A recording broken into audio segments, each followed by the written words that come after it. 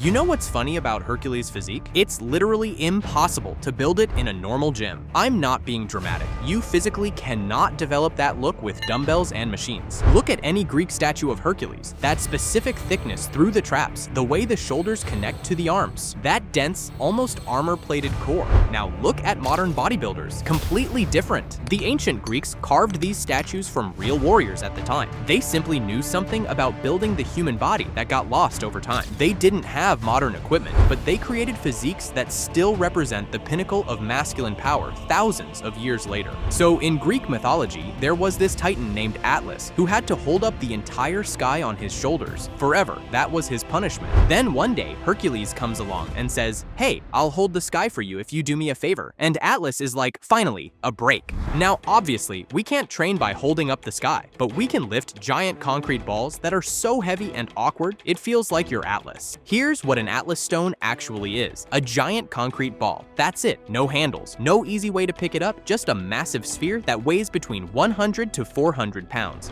To lift it, you basically have to hug it. You squat way down, wrap your arms completely around this thing, and try to roll it up your body, first onto your lap, then up to your chest, then onto a platform. But here's the problem. You can't grip a smooth ball. Your hands keep slipping. The stone wants to roll backward, and if you try to muscle it up with just your arms, you'll tear a bicep. This actually happens to people. But this is why Atlas stones build that Hercules look. When you do normal exercises, you work one or two muscles max. But when you lift a stone, everything works together at once, and your body has no choice but to get thicker and stronger everywhere. If you want to try this, start with a light stone, maybe 100 pounds, and use sticky stuff called tacky to help you hold on. Wear long sleeves or the concrete will scratch you up, and never try to lift it with just your arms. Let your legs do the work. Remember how Hercules once had to hold up the sky? Well, there's another story where he literally smashed a mountain in half because he didn't want to climb over it. The next exercise is named after the hero himself, the Hercules hold. Here's how it works. You stand between two massive weights, usually around 350 pounds each, and they're attached to chains or handles. You grab them, lift them slightly off the ground, and just hold. That's it. Don't walk, don't move. Just stand there and hold these weights at your sides until your body gives up. After 10 seconds, your hands start burning. After 20 seconds, your forearms feel like they're on fire. After 30 seconds, your whole body starts shaking. Most people can't even make it to a minute.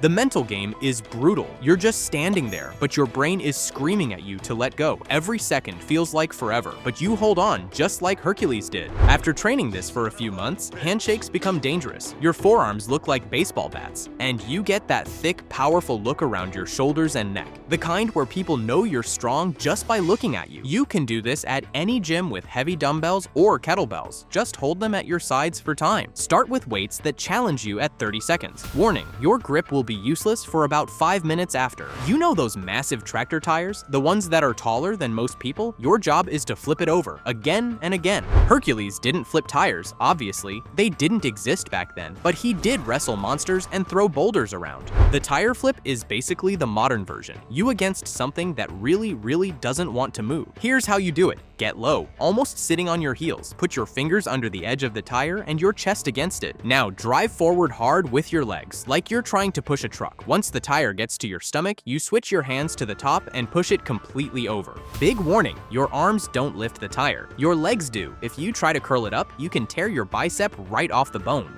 But what makes this so good for building muscle? First, it's heavy. Second, it's huge and awkward. Third, you can't cheat. Every muscle has to work. Legs pushing, back staying tight, chest and shoulders finishing the flip. If your gym doesn't have a tire, here's a pro tip. Getting a tire is free. Seriously, call any tire shop and ask if they have old tractor tires. They usually pay to dispose of them, so they're happy when someone takes them.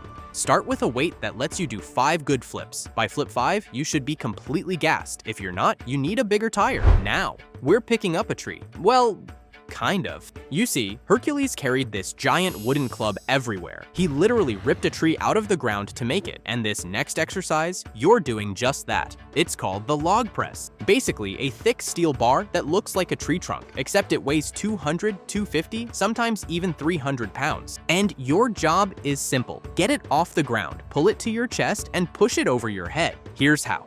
First, you pull it onto your lap, just like the stone. Then you take a big breath. You push with your hips and boom, you roll it up to your chest. Your elbows go under it. It's sitting there now, heavy, right against your body. Then comes the big moment. You bend your knees a little, then you explode up, your legs push, your arms push. Everything pushes at the same time. The log flies up, you lock your arms straight, and for 1 second, you're a Greek god holding up the sky. 2 months of this and your shoulders will be massive, like huge boulders sitting on top of your arms. Big warning.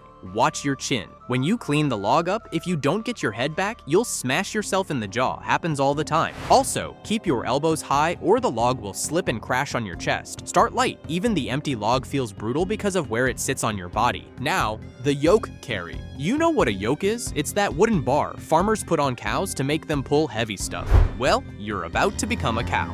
Picture a giant metal frame. Looks like a squat rack, but it's loaded with huge weights on both sides. We're talking 400, 500, 600 pounds stacked on there. And you have to put this on your back and walk with it. Not just lift it, walk as far as you can before your body gives up. This is exactly what Hercules did. Here's how you do it. You go under the yoke. The bar sits on your upper back, right on your shoulders. You grab the sides tight, take a huge breath. Then you stand up. The weight is crazy. It's pushing down on you like the ceiling is falling. But you're not done. Now you walk. You take 1 step.